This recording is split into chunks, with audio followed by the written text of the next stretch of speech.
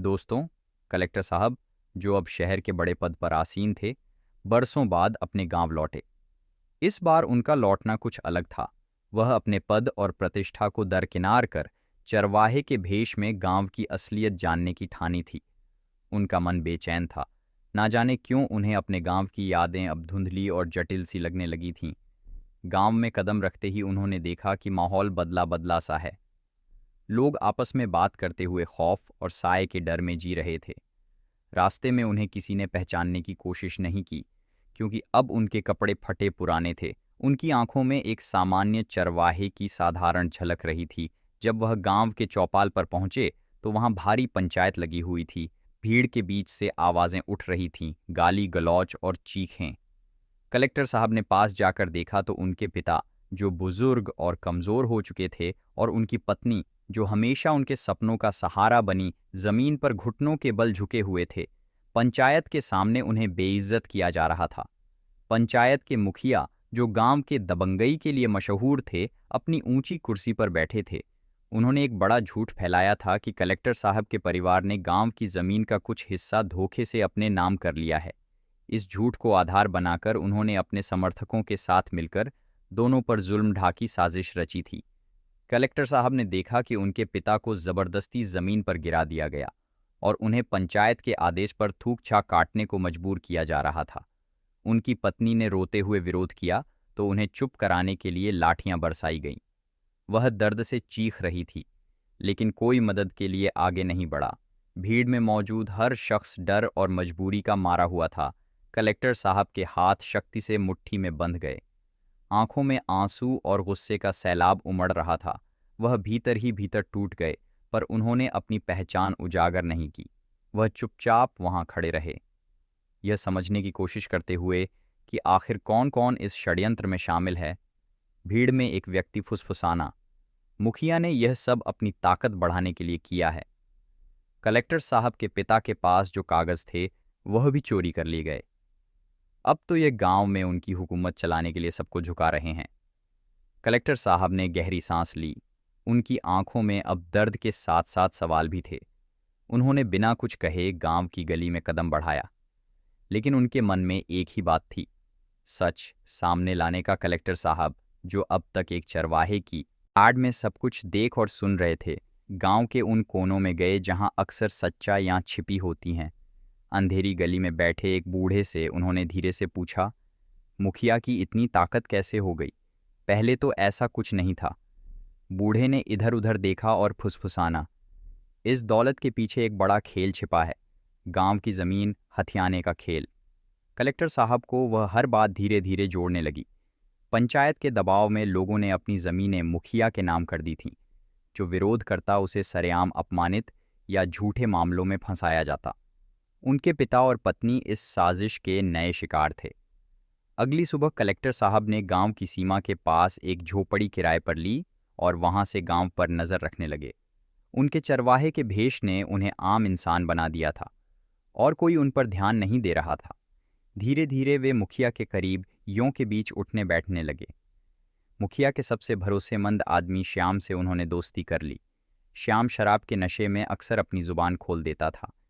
एक रात उसने बातों बातों में बताया, मुखिया ने जो भी किया है वह बस ताकत पाने के लिए किया। तेरे कलेक्टर साहब के बाप को सबक सिखाना जरूरी था। उनके पास कुछ कागजात हैं जो मुखिया को खतरा बन सकते थे। कलेक्टर साहब ने महसूस किया कि यह कागजात उनकी जमीन और संपत्ति से जुड़े थे, जिन पर मुखिया ने नजर गड़ा रखी थी। लेकिन वह सबूत कहाँ थे, ये पता लगाना अब सबसे जरूरी हो गया था। कलेक्टर साहब ने अगले कुछ दिनों में गांव के हर छोटे बड़े व्यक्ति से मिलने की कोशिश की। उन्होंने पाया कि मुखिया ने न केवल उनके परिवार बल्कि गांव के कई गरीब लोगों का शोषण किया था। साजिश इतनी गहरी थी कि पंचायत के कई सदस्य भी मुखिया के दबाव में झूठ बोल रहे थे। एक दिन उन्होंने देखा कि मुखिया का आदमी बंसी एक मोटे थैले के साथ जंगल की ओर जा रहा है। कलेक्टर साहब ने बिना देरी की उसका पीछा किया। जंगल के बीच एक वीरान झोपड़ी में बंशी ने वह थैला छुपाया। कलेक्टर साहब ने दूर से देखा कि थैले में कुछ कागजात और नकदी भरी हुई थी। उनके मन में आशंका हुई कि यही वह सबूत हो सकते हैं जिनसे मुखिया ने सबको दबा रखा था। वह रात भर उस झोपड़ी के पास छुपे रहे। उन्हें यह तय करना था कि सही समय पर वहां पहुंचकर वह कागजात हासिल कर ले। लेकिन दूसरी तरफ गांव के मुखिया की दहशत बढ़ती जा रही थी। उनके पिता और पत्नी पर और अत्याचार होने की खबरें आ रही थीं। सुबह होते ही कलेक्टर साहब ने बंशी की गतिविधियों पर फिर से नज़र रखनी शुरू की।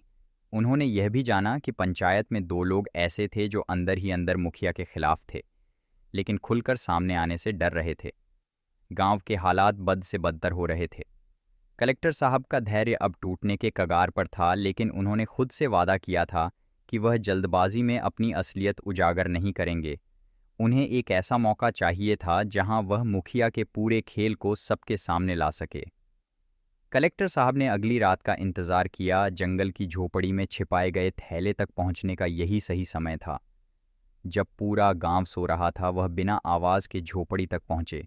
दीवार दरार से झांकने पर उन्होंने देखा कि बंशी और मुखिया के 2 आदमी वहां बैठे शराब पी रहे थे। उनके पास एक और थैला था। कलेक्टर साहब को अंदेशा हुआ कि यह नए कागजात भी किसी और गरीब परिवार से छीने गए होंगे। वह पास के पेड़ों के पीछे छिपकर उनकी बातें सुनने लगे। मुखिया ने कह दिया है कि यह सब कागजात कल सुबह शहर भेजने हैं। कलेक्टर साहब के बाप का खेल अब खत्म होने वाला है, बंसी हंसते हुए बोला। दूसरे आदमी ने पूछा, लेकिन अगर वह कागजात कहीं खो गए तो कोई खोएगा नहीं।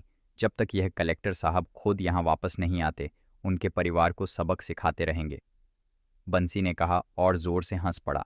यह सुनकर कलेक्टर साहब का खून खोल उठा, लेकिन उन्होंने खुद को शांत रखा। वह जानते थे कि जल्दबाजी से सब चौकन हो जाएंगे। उन्होंने योजना बनाई कि जैसे ही यह लोग झोपड़ी छोड़ेंगे, वह अंदर जाकर सबूत ले लेंगे। कुछ देर बाद बंसी और उसके साथ ही झोपड़ी से बाहर निकले। कलेक्टर साहब ने उनका पीछा नहीं किया। जैसे ही वे ओझल हुए, वे अंदर घुसे और थैले को खोलकर देखा। उनकी उम्मीद सही निकली। थैले में उनके पिता की जमीन के असली कागजात थे, साथ ही गांव के कई अन्य लोगों के भी। इसके अलावा एक छोटी डायरी भी थी जिसमें मुखिया के हर गैर कानूनी काम का ब्यौरा लिखा हुआ था। लेकिन तभी उन्हें बाहर किसी के कदमों की आहट सुनाई दी। वह झट से झोपड़ी के एक कोने में छिप गए। एक आदमी झोपड़ी के अंदर दाखिल हुआ और इधर उधर देखता रहा। कलेक्टर साहब की सांसें थम गई। वह जानते थे कि अगर पकड़े गए तो सारा सच उजागर होने से पहले ही मुखिया उन्हें खत्म करवा देगा। आदमी थोड़ी देर बाद बाहर चला गया। कलेक्टर साहब ने राहत की सांस ली और तुरंत झोपड़ी से निकलकर थैला लेकर अपनी झोपड़ी की ओर भागे। लेकिन अब मामला और खतरनाक हो गया था। वह जानते थे कि मुखिया और उसके लोग यह महसूस कर लेंगे कि उनके राज खतरे में है। अगली सुबह पंचायत का माहौल और तनावपूर्ण हो गया। मुखिया ने ऐलान किया कि कलेक्टर साहब के पिता और पत्नी को अगर आज पंचायत के सामने झुकाया नहीं गया तो उन्हें गांव से हमेशा के लिए बाहर कर दिया जाएगा। गांव वाले सहमे हुए थे, लेकिन कोई भी विरोध करने की हिम्मत नहीं कर पा रहा था। कलेक्टर साहब ने उसी समय अपने चरवाहे के भेष में पंचायत में कदम रखा। उनकी आंखों में दृढ़ता थी, लेकिन उन्होंने खुद को शांत बनाए रखा। वह भीड़ में चुप खड़े रहे। उनकी नज़रें मुखिया और उनके आदमियों पर थीं। तभी पंचायत के बीच वंशी घबराता हुआ आया और मुखिया के कान में कुछ फुसफुस आया। मुखिया के आंखों में डर झलक लगा। उसने तुरंत पंचायत को स्थगित करने का बहाना बनाया और अपने आदमियों के साथ बाहर निकल गया। कलेक्टर साहब ने इसे अपने लिए सही समय समझा। वह जान चुके थे कि मुखिया अब कमज़ोर पड़ रहा है, लेकिन उनकी असली चुनौती यह थी कि वह गांव वालों का भरोसा कैसे जीते और मुखिया की साजिश को सबके सामने उजागर करें। पंचायत से लौटने के बाद कलेक्टर साहब ने अपनी झोपड़ी में छिपे कागजात और डायरी को फिर से पढ़ा। हर पन्ने पर मुखिया के झूठ, उसकी ताकत के पीछे का काला सच और गांव वालों की बेबसी दर्ज थी। यह उनके लिए वह हथियार था जिससे वह मुखिया के साम्राज्य को गिरा सकते थे, लेकिन वक्त कम था। मुखिया को भनक लग चुकी थी कि कोई उसकी साजिश के राज खोलने के करीब पहुंच चुका है। अगली रात कलेक्टर साहब ने गांव के उन लोगों को चुपके से अपने पास बुलाया जो मुखिया के खिलाफ थे, लेकिन डर की वजह से कुछ नहीं कह पा रहे थे। उन लोगों में रामू और 2 बुजुर्ग पंचायत सदस्य भी थे। रामू, जो अब तक मुखिया का आदमी था, धीरे से कहा, मुखिया मुझे भी डरा धमकाकर अपने साथ रखता है, लेकिन मैंने जो देखा वह अब बर्दाश्त नहीं होता। उसकी सारी ताकत बस इन कागजात और डराने धमकाने पर टिक है। कलेक्टर साहब ने डायरी और कागजात उन सबको दिखाए। रामू और बाकी लोगों के चेहरे पर हैरानी के साथ राहत का भाव था, लेकिन सवाल यह था कि इसे गांव के बाकी लोगों के सामने कैसे लाया जाए। खास करके तब जब मुखिया के गुंडे हर ओर नजर रख रहे हों। सुबह गांव की पंचायत फिर इकट्ठा हुई। इस बार मुखिया ने ऐलान किया कि कलेक्टर साहब के पिता और पत्नी को गांव से निकाल दिया जाएगा। वह अब किसी भी विरोध को सहने को तैयार नहीं था। लोगों की नजरें जमीन पर झुकी थीं। कोई कुछ कहने की हिम्मत नहीं कर रहा था। लेकिन तभी भीड़ के बीच से चरवाहे के वेश में खड़ा एक व्यक्ति आगे बढ़ा। कलेक्टर साहब ने अपनी आवाज को कठोर करते हुए कहा, पंचायत के फैसले से पहले क्या मैं कुछ सवाल पूछ सकता हूं? मुखिया ने उसे घूरते हुए कहा, तू कौन होता है सवाल पूछने वाला? कलेक्टर साहब ने उसकी बात को अनसुना करते हुए गांव वालों की ओर देखा।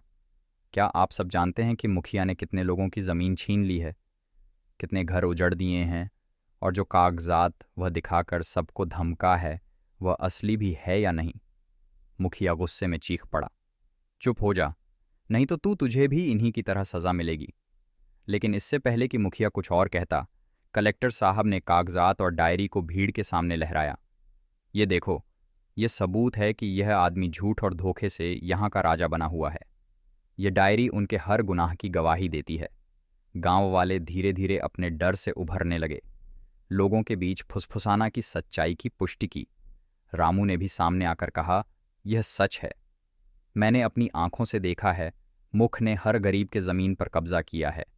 मुखिया हक्का बक्का रह गया। वह जानता था कि अगर यह सबूत सबके सामने आ गया तो उसका अंत करीब है।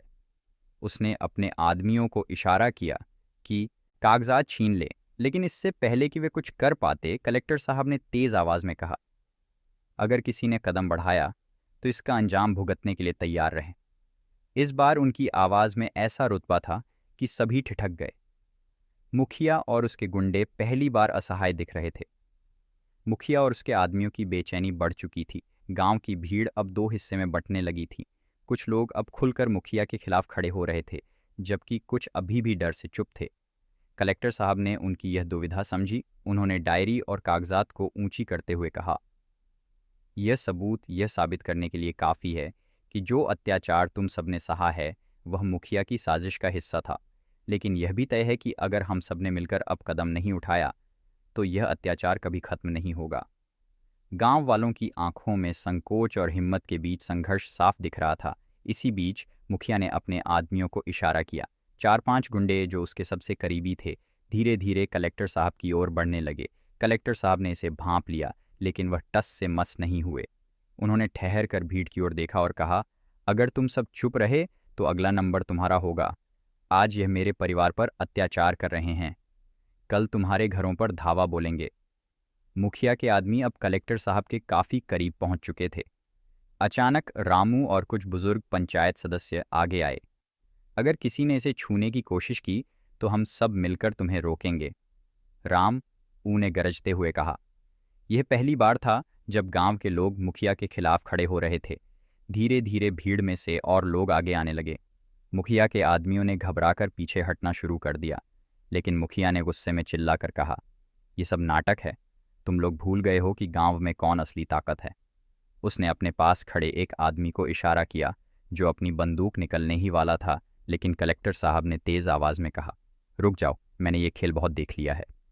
तुम सबको लगता होगा कि मैं सिर्फ एक चरवाहा हूं, लेकिन मैं अपनी असलियत छिपाकर इस गांव में आया था। मैं वही कलेक्टर हूं जिसके परिवार पर तुम्हारे अत्याचार हो रहे हैं। अब यह सब खत्म होगा। मुखिया और उसके आदमी के चेहरे पर डर साफ दिखने लगा, लेकिन उनके पास अब भी कुछ चाल थी। मुखिया ने झूठी हंसी के साथ कहा, कलेक्टर साहब, ये सब कागजात झूठे हैं, ये तो गांव वालों को भड़काने की साजिश है। आप सब देखो, ये इंसान अपनी ताकत का इस्तेमाल कर गांव में फूट डालना चाहता है। गांव वालों में फिर से फुसफुसाना पर जो ज़मीन थी वह अब भी हमारी है, और ये तुम्हारी झूठी साजिश की पोल खोलने के लिए काफ़ी है। भीड़ अब पूरी तरह मुखिया के खिलाफ हो चुकी थी। लोगों ने धीरे धीरे उसे और उसके आदमियों को घेरना शुरू कर दिया था। रामू ने चिल्लाकर कहा, तुमने हमें बरसों तक डराया, हमारे घर छीने, अब तुम्हारी बारी है। मुखिया ने पीछे हटने की कोशिश की, लेकिन रास्ता बंद हो चुका था। गांव के माहौल में तनाव चरम पर था। कलेक्टर साहब ने शांत स्वर में कहा, यह लड़ाई खत्म नहीं हुई है, अब भी वह कुछ ना कुछ करे, लेकिन यह तुम्हारी एकता है जो उसके जैसे लोगों को हराएगी। मैं यहाँ तुम्हारे साथ खड़ा हूँ। लेकिन यह तुम्हें तय करना है कि तुम कब तक सहते रहोगे। मुखिया के चेहरे पर हवाइयाँ उड़ रही थीं। वह जानता था कि उसकी ताकत अब उसके झूठ के तिनके के सहारे खड़ी है, लेकिन उसके इरादे अभी भी खतरनाक थे। गांव वालों का गुस्सा अब मुखिया के खिलाफ फूट पड़ा था। बरसों से सहा गया अन्याय आज सवाल बनकर उनकी आंखों में जलने लगा। कलेक्टर साहब की सच्चाई सा सामने आने के बाद अब डर का साया टूट चुका था। मुखिया और उसके आदमियों का चारों तरफ से गांव वालों ने घेर लिया। मुखिया, जो अब तक अपनी सत्ता और ताकत के नशे में चूर था, पहली बार खुद को बेबस महसूस कर रहा था। उसने गुस्से में कहा, तुम सब पागल हो गए हो, अगर मुझे कुछ हुआ तो तुम्हारा हाल और बुरा होगा। लेकिन उसकी आवाज़ में अब वह बात नहीं थी जो पहले हुआ करती थी। कलेक्टर साहब ने शांत लेकिन ठोस आवाज़ में कहा, तुम्हारे झूठ और अन्याय की उम्र खत्म हो चुकी है। जो कागजात और सबूत मेरे पास हैं, वह न केवल तुम्हारे सारे गुनाहों को उजागर करेंगे, बल्कि यह भी साबित करेंगे कि तुमने कैसे गरीबों को लूटा और उनकी ज़मीनें हथिया कानून तुमसे खुद निपटे। उन्होंने गांव वालों की ओर देखा और कहा, अब यह तुम्हारी ताकत है जो इस गांव को नया रास्ता दिखाएगी। अगर तुम सब मिलकर एकजुट रहे तो कोई भी मुखिया या दबंग तुम पर अत्याचार नहीं कर पाएगा। रामू, जो पहले मुखिया का सबसे करीबी था, अब पूरी ताकत के साथ गांव वालों के साथ खड़ा था। उसने पंचायत के बीच खड़े होकर मुखिया की सारी साजिश का खुलासा किया। उसने बताया कि कैसे उसने गांव वालों के ज़मीन छीनने में मुखिया का साथ दिया था और कैसे पंचायत के सदस्यों को डराया धमकाया गया। मुखिया ने अपनी ताकत दिखाने के लिए आखिरी कोशिश की। उसने अपने आदमियों को इशारा किया कि वे भीड़ को डराने की कोशिश करें, लेकिन गांव वालों ने अब तय कर लिया था कि वह और अन्याय सहने वाले नहीं। उन्होंने ने मिलकर मुखिया के आदमियों को रोका और उन्हें बाहर खदेड़ दिया।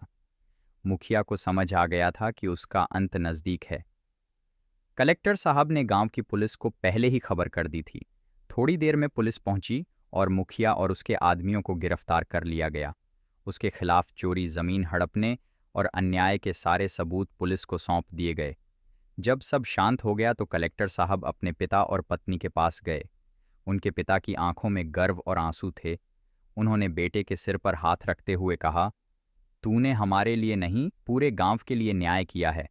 उनकी पत्नी, जो अब तक चुपचाप सब सह रही थी, बोली, आज तुमने हमारा सम्मान वापस दिलाया है। गांव के लोग अब कलेक्टर साहब के चारों ओर खड़े थे। बुजुर्गों ने कहा, हमने अपनी गलती मान ली है। मुखिया के डर से हम चुप रहे, लेकिन अब हम अपनी आवाज़ खुद उठाएंगे।